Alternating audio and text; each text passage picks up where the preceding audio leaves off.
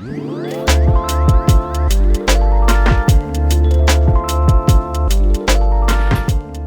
right, welcome back to the Most Valuable Podcast. I am Mark Williams with my colleague Victor Castro. and we are just two dudes who do real estate for a living.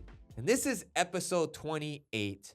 And if you're listening to this episode, we want you to make sure you listen closely, take notes, because this episode is going to be for those that may be in a situation where you think there is no positive outcome that can happen. And what we're talking about today is foreclosure. And we want you to listen to this full podcast before you let that foreclosure finalize. Because there are options for you, and there is light at the end of the tunnel, so to speak. Okay? So let's start off, Victor, with what actual foreclosure is. Yeah. Okay? So foreclosure, you are behind on payments, maybe, right? Maybe you're in a tough situation financially and you're behind. You can't make some payments. Maybe you're 3-4 payments behind. Yeah. They usually let you, so there's pre-foreclosure and foreclosure, but we'll tie them both together. But yeah, you're correct. You're late on some payments. You're late on some payments. Mortgage payment. Yes, let's get that straight. And you get a notice in the mail. It's saying you are currently going into what they call pre-foreclosure. And if you don't do anything to fix it, we're going to foreclose your house. Meaning that the lender, whoever you're paying the mortgage to, is saying that they're starting the paperwork to process being able to sell your home to get the money that is owed on the loan back. And they are allowed to sell your home if you, to your point, if you don't take any action towards doing that. So that's foreclosure, and a lot of people probably know somebody that went through foreclosure because not too long ago, 2007, 2008, 9, 10, 11, 12, started rebounding 13. We had what they called the Great Recession, which was the mortgage industry kind of took a dump. And the reason then the economy followed. And the reason being was there was a lot of outdated lending practices that unfortunately needed to be fixed, but were not. And, people were taken advantage of for profit. Or people took advantage of the system thinking they were going to make a profit or build wealth for themselves. And when that stuff didn't turn out the way it was supposed to, and payments started being missed and whatnot, we had this big thing where thousands of households were foreclosed on. It happens. And it's actually something they monitor. There's a foreclosure rate that they monitor, and this happens. So if this is happening to you right now and you're listening to this, or you YouTube, I'm being foreclosed on, and we popped up, you're not alone. And it's not a bad thing. I think it's looked on negative, right? And we're going to get into a reason of why we're talking about this. But if you're going through this situation, you may feel ashamed, embarrassed. Don't be. You're not the only one. This happens. What you need to do is realize that there's things you can do to possibly prevent this from finalizing and you losing this home. Because I'm going to be straight with you guys. The lenders, the banks do not want to foreclose on your home. It's a bad look for them. They do not want to have loans on their books that people are unable to pay. They want to work with you. They want you to stay in that home. They want to find a better solution that's going to, one, benefit them and pay back the money that is owed, but two, at least have you in a good situation where, a positive outcome could come from this situation. And I think people think, you think banks, you think bad, negative. No, it's not. But you also got to remember, if someone lends you money and you promise to pay it back and you don't pay it back, there's repercussions to that. Just like with anything, right? You owe anything to anyone, it's bad. Yeah, like and the funny part is, it's similar in the sense that if you get a car loan and you don't pay your car loan, what happens to your car? It gets repossessed. Yeah. And do you know that when they repossess your car, Victor, and they sell it at auction, if they sell it for more than what is owed, they send you a check for the difference. Because the lender's not there to make a profit. They make their profit based on you paying your payment, the interest rate. So when they do a repossession of a car, they're just trying to become whole again. They're negative this money. They gave you this money. They're just trying to ensure that they get this money back. No more, no less. Sometimes they do take less and they take a loss and they write those losses off on their taxes. But for the most part, they want to if you owe $10,000 on the car and the car's worth 20 grand and they sell it at auction for 20 grand, they take their 10 and they write you a check for 10. They're not making a profit off of selling. You know what I'm saying? Like people think, oh, they're just going to make a, no. Same with the house. If you owe 200 grand on the home and the home's worth, see, that's the difference with foreclosure though, because with foreclosure, now technically the bank becomes the owner of the house. So they don't have to pay you any extra. So that's a huge difference. That's man. the difference. Yeah. Car, they'll give you the difference. Home, no, your home just gets sold, but they pass on that responsibility to the next owner. So if you're still in there, it's the responsibility of whoever buys it to figure out to keep you in there as a renter or tenant or to kick you out, right? And all the repercussions that come from that too, like your credit is it's the worst. It is gone for multiple years. You can't do anything with any credit. You can't buy a car. You can't apply for any other credit cards. You obviously can't buy a home. And renting is going to be very difficult because now everyone requires to check your credit if you're going to rent. Yeah.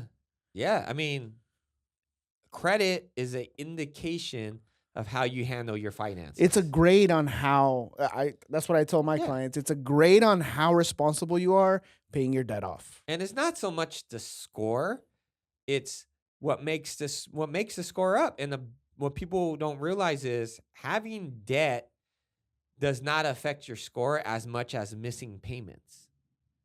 So missing payments damages your score. But to your point, like if you're renting and I pull up your credit report and it shows that you're never on time with your payments, what does that say to your landlord? That you're never going to be on time paying your rent? This is going to be your biggest payment, right? And same thing with the mortgage. Like you have all these late payments of credit cards, Target card, whatever. This lender's going to give you a $500,000 loan and hope that you pay on time? No, they want some proof that you do pay on time. Okay, let's get back to foreclosure. Yeah. So you're listening to this because you're like, damn, this is happening to me right now. I don't know what to do. Well, I'm going to tell you what to do. We're going to tell you what to do. So we are actually helping some clients right now that are currently going through this process. And we're going to give you some negatives that come along with this stuff too, because there are companies out there that like prey on people in this situation. So we were introduced to this couple that is currently in the foreclosure process. You know, some unexpected things happen. Business hasn't picked up since COVID like it was supposed to.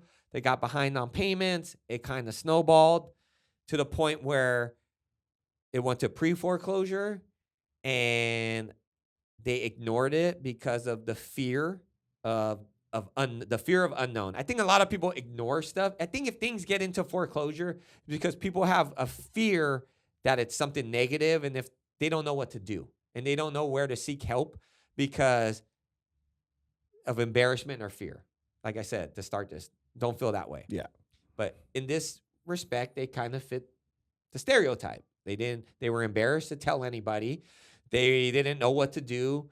And so they just ignored it to the point where it got to a foreclosure status where it went to the county, and the county said, hey, on this day, we're going to auction your home off. Okay. Now, when you get to foreclosure, it becomes public information, meaning someone can go to the county courthouse and find out which homes are going to get auctioned. And there's companies out there that do this, and they do what's called predatory lending or predatory tactics, where they'll reach out to you and promise you all this stuff, when in reality, their sole benefit is to benefit themselves financially more than it is to benefit you.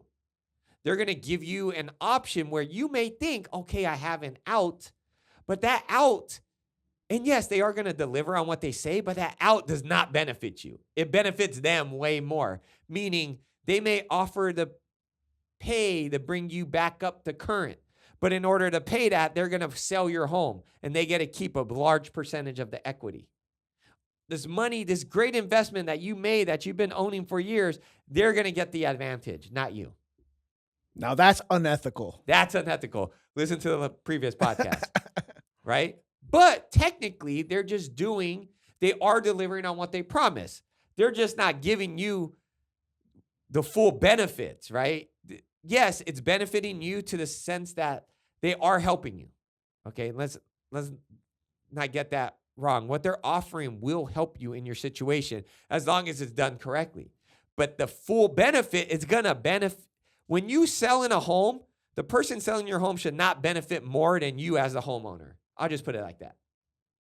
Yeah, period.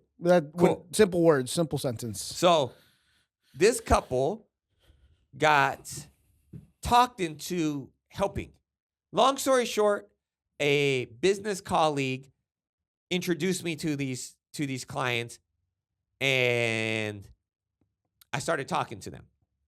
And I asked, hey, do you want an unbiased second opinion on what this company is offering to you? At the end of the day, it's your decision. So they sent me all these documents and stuff like that.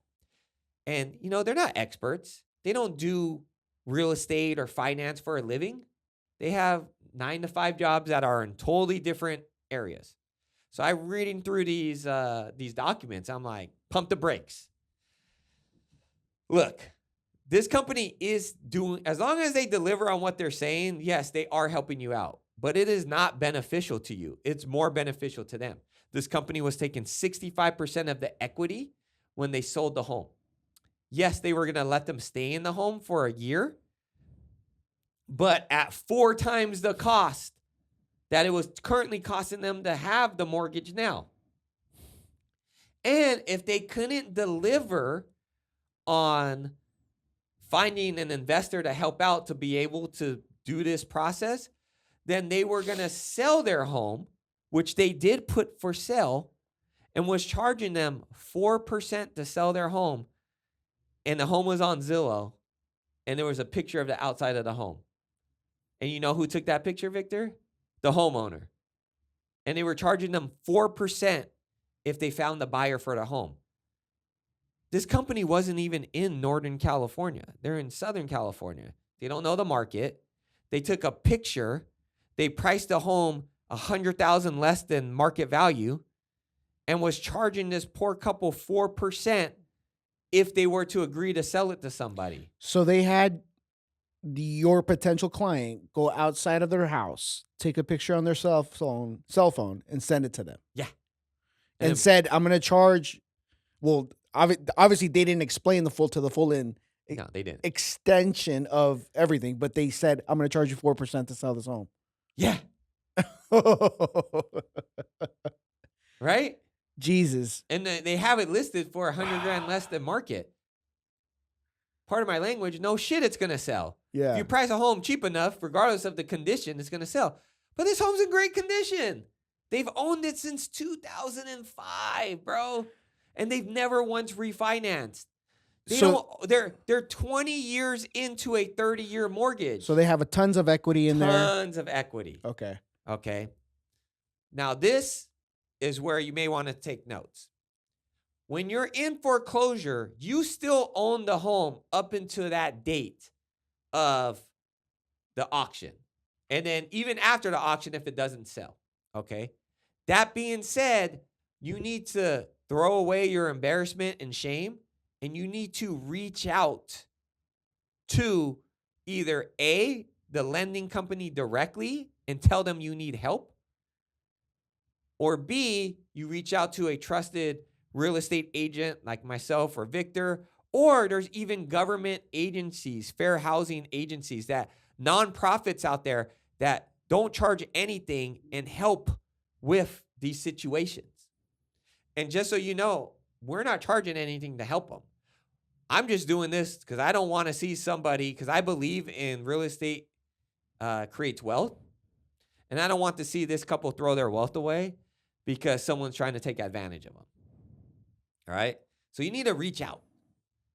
And that process, Victor, was pretty straightforward. There was a packet that they needed to fill out. And this packet just was like basic information. Show us your pay stubs. Show us your bank statements. Explain why did you fall behind. Is there anyone else you want us to be authorized to help you talk about this situation? Give me their info. Right? When do you think you're going to be put in a better position? When do you think this hardship will go away? 3 months, 6 months, a year, past a year? It was just literally that information. Break down your monthly expenses, right? And it was very eye-opening for this company this couple. It was very eye-opening for this couple when we started breaking down the expenses. They realized their expenses kind of outweighed what they made, which in turn kind of, justifies the situation they're in. It's why most people go into foreclosure. Yeah. It's because they're spending more than what they make. Yeah. And look, he bought this home in 2005 when lending was totally different. Yeah. So he may not qualify today because it's hard to qualify for a loan today, right? And if you're negative, odds are he wouldn't be able to qualify to refinance. So these companies have programs. So we filled this packet out and we sent it off. And what that did was it froze. We're going to do some follow-up, but it froze the auction. And the lender's going to take up to 30 days to review and then come back and give them their options. Yeah.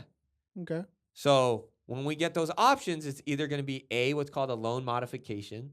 You're familiar with loan modifications? Yes. Okay? Yes. You want to explain to the audience what that is? I've actually had a couple that went through it, unbeknown to me. Yeah. Another reason why you need to reach out to your trusted agent before you do anything is because you might avoid doing something that it's going to hurt you more than help you. But loan modification is essentially it's a similar process where you call your lender, you tell them you're going through something hardship. Maybe you lost your job, maybe you got injured. Who knows what the case may be, that you're just not able to produce the same amount of income to cover your expenses, such as your mortgage. So they're able to lend you extra money. Essentially, that's what a loan modification is they lend you this money and they attach it to the back of your loan. And that's one way they can do it. That's one way they can do it. And that's what, in this case of the couple you were helping, yes. What did that look like? So in the case that I was working with, essentially they borrowed $55,000 to cover the missed payments plus more while they got back on their feet and got back to work. So essentially they gave them like an equity loan. Yes. On the property. A silent second, which isn't going to show up on your normal statement. Your statement only shows your first loan. It doesn't show your silent second. And by silent second, what does that mean? So besides just not showing up. So essentially, it's like it's like a loan that, like, from a third party that you cannot see, that is attached to your first loan. And they weren't making payments on that, right? No, they weren't making payments on it. So how would someone pay that back? It either has to be when you sell your home, or when you refinance, they're going to ask that gets paid off. Or let's say you magically come up with the money and then you decide to pay it off, then you can do that as well. And I'm assuming it's there's an interest rate attached. Yes, there is an interest rate. So basically, someone lends you money, puts the lien against your home, right? Yes. You don't make any payments, and then when you sell the property, that's part of what you owe. That is so correct. They're going to take the money they lent you plus whatever interest accrued on it. Yes. And then, or if you refinance, which is basically like selling your home again to yourself at whatever rate, new rate or an amount that it's worth, same thing, that would be paid off. Or they have the option of, things get better and they're able to save up enough money, they can actually prepay it off. Yes, that is correct. But point is, they had options. It wasn't like they, let's say, screw it, I'm not going to make any payments and I'm just going to let the home go to shit. Yeah. Like, I'm just going to lose it. I don't care. No, they did something about it. They picked up the phone call. They just didn't happen to call me first. Yeah. That was a mistake, because if it was me, we could have done other options, not having go through that process and maybe put the home on the market without having to find out later, oh, you modified your loan. Yeah. And you can actually come up with enough equity or having enough equity to take care of your first loan. But because they ultimately wanted to sell the home. Ultimately wanted to sell and the home. And that's what I was leaning towards too is, that's something you're in foreclosure, you still own the house, right? So let's just say the loan modification is not something you want to do, right? And you're like, I'm done with this home, Mark and Victor. I'm done with it. Like, I want to go back to renting, or I just want to, is there a way I can cash out and go figure it out, right? Yes. As long as it doesn't go to auction, you have the right to sell your home. And there's a new rule in California that if you are in foreclosure and you want to sell your home, and your agent, you have a contract with the agent, and the agent finds a buyer. So here's a twist. I did read something and it was like, well, if we list your home, which I think this company that I was helping, remember I said they had it on Zillow? I think they thought that, because this is the new rule that took in effect January 1st of this year. There's a new rule that says if you're in foreclosure and you list your home, the foreclosure will be postponed for 45 days. That's half true. Yes, you have to be in an agreement with the agent or brokerage to sell your home.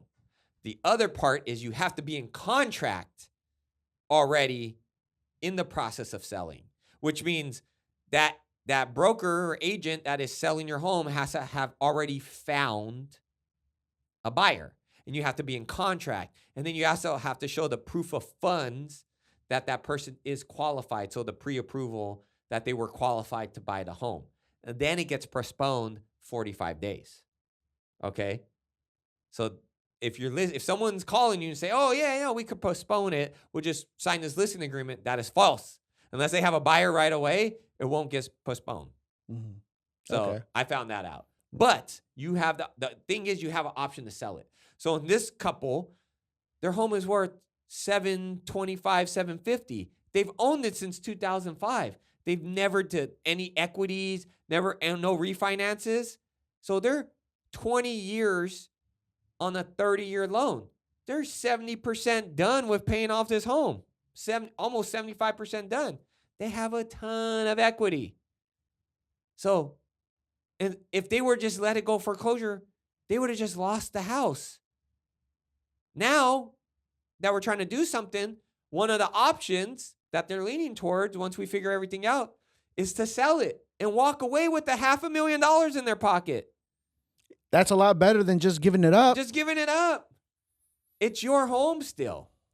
And one of those options are the home mod is, if you don't want to sell it, is these companies are going to help you try to figure out a way. In your case, they kind of gave them a silent equity.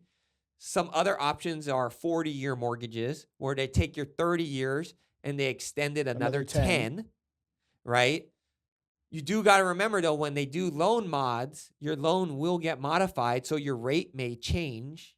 you might get a worse rate, but the payment will be less because they're going to extend the loan for you, right? They're going to do what they can in their power to help you keep that home, right? So don't feel like, because you got this notice that it's over. The key is to not let it get to foreclosure. Like when you get that notice of pre-foreclosure, to your point, Victor, is to reach out to you or reach out to me or reach out to an agent that you trust. Because in your case, their goal was to sell the home. Yeah, well, the thing is, they were already going through some hardships, but it is what it is. They didn't tell me the whole extent of it until we were actually into contract. To sell the home. I did my job. Put the home on the market. It showed beautifully. We finally got a buyer for it, and we had a great offer. So we were in contract.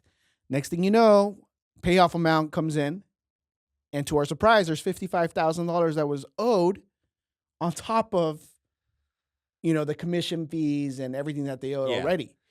So that put them in a huge hole. There was not enough equity to cover the costs. They did not have enough equity. Yeah. So their case was a little bit different as opposed to But in that case, though, were they able to sell the home still? We could have gone through what they call a short sale. They could have applied and easily would have been approved, but they decided not to. There are some negative effects of short selling. Yes.